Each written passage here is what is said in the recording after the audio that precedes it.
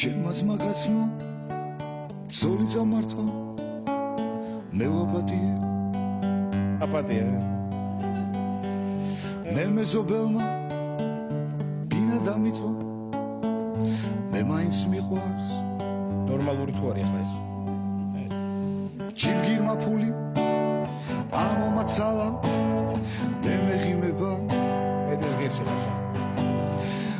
უფროს მასულში ჩავაფურთხა უძლებს ადგილას